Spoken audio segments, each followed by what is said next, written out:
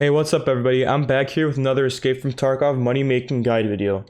Today we are going to take a detailed analysis into the Bitcoin farm, and I'm going to share some data, numbers, and my personal recommendations on whether or not the Bitcoin farm is really worth it. Before I get into the details, I just wanted to say that this video took me a lot of hard work and long hours to make sure I got the correct data for you guys. I did a lot of research and a lot of math to get all these numbers, so I hope this video will help you guys out in later early wipes, or even this wipe if you're new to the game.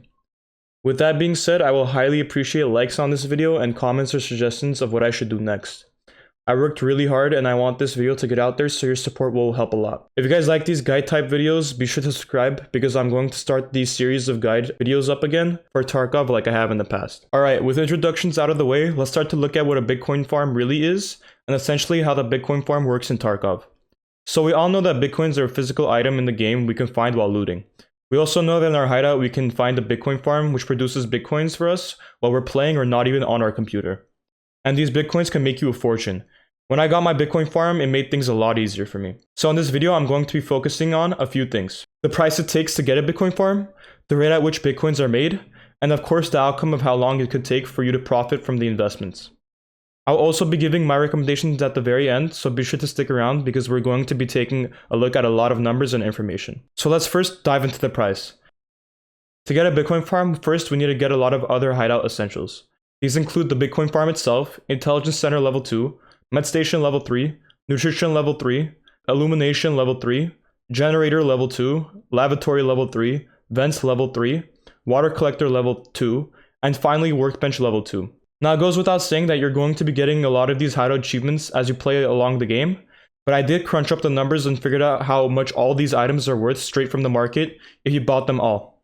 Please take this next portion with a grain of salt because different times of the game will have different market value, and a lot of times you will find the items needed for your hideout in-game.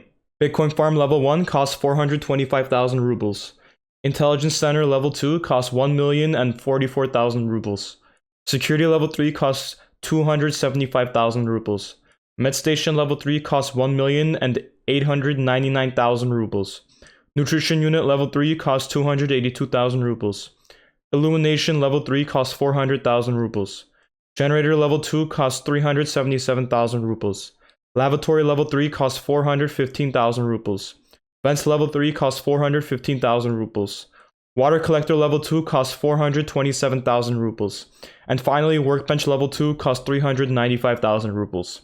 If we add all of these up together, we get a grand total of 6,690,000 rubles worth of hideout purchases. And this does not factor in the graphics cards that you will need, which we will get into later. Right now, we can see that Bitcoins go for around 259,000 rubles. In our next segment, we will talk about the rate of money we will make. Now let's talk about rate. Here's a chart of how much Bitcoins are made for each hour to graphic card ratio. This chart is listed on the official Escape from Tarkov wiki. As we can see on the chart, once we get from 10 to 20 graphics cards, we have a modest amount of production. The reason why I did not list graphic card prices in the price section is because by this course of the game, which you get all the hideout unlocks, you will have most likely found a lot of graphics cards as well. Not to mention you can craft them in your hideout. If we are talking about max potential of your level 1 Bitcoin farm, you can produce 1 Bitcoin every 13 hours if you leave your generator running.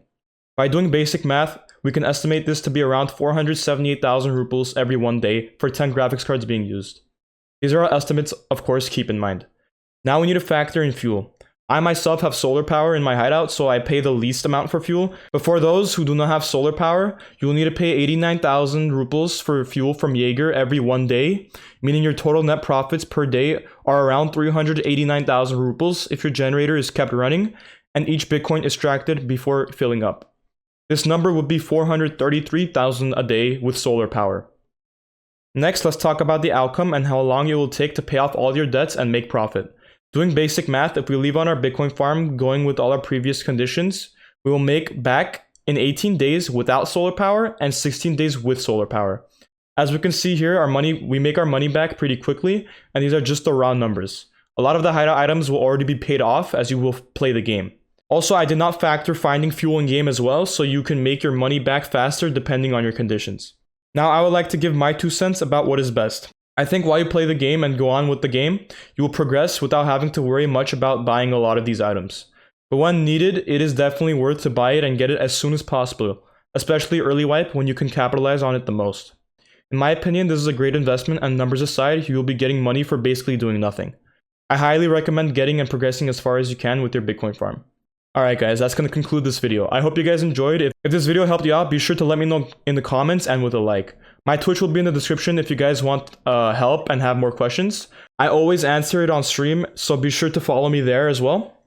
I will be making more videos like these, so sub to me to be part of the community. Thank you guys, and I'll see y'all next time.